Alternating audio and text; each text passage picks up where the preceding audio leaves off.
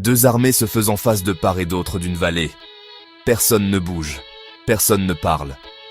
Juste une tension dans l'air si épaisse qu'on la sent dans sa poitrine. Et puis, il s'avance. Goliath, un homme si massif qu'il n'avait même pas l'air humain. Armure luisante au soleil, voix tonnant à travers le champ. Chaque jour, il s'avançait et défiait Israël d'envoyer quelqu'un pour l'affronter.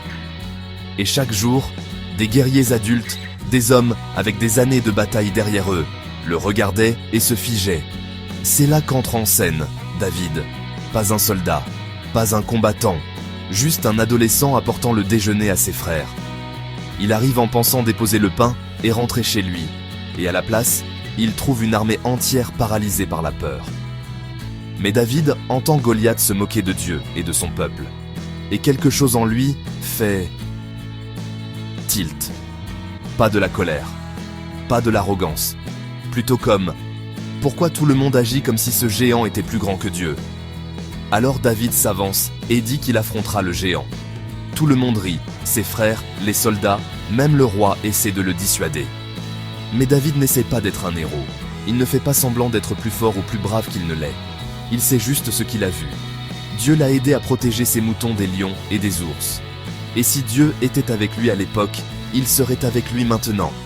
Alors, David s'avance dans la vallée sans armure, sans épée, juste un bâton, une fronde et 5 pierres lisses. Goliath le voit et rit genre « Celui-là, c'est lui que vous envoyez !» Mais David ne recule pas. Il court vers le géant, droit vers la chose dont tous les autres fuyaient. Il plante ses pieds, fait tournoyer la fronde et lance une pierre. Et en un instant qui semble presque impossible, la pierre atteint sa cible. Goliath tombe. Un silence envahit la vallée. Soudain, tout le monde réalise. La bataille n'a jamais été une question de taille. C'était une question de confiance. David n'était pas le plus fort. Il n'était pas le plus grand. Mais il croyait que l'impossible était possible avec Dieu. Et cette croyance a tout changé. Peut-être que c'est le vrai cœur de l'histoire. Parfois dans la vie, nos géants ne sont pas des personnes. Ce sont des peurs, des défis, des obstacles qui paraissent bien plus grands que nous. Mais comme David, nous n'avons pas besoin de rivaliser avec leur taille. Nous avons juste besoin du courage de nous avancer et de faire confiance que nous ne les affrontons pas seuls.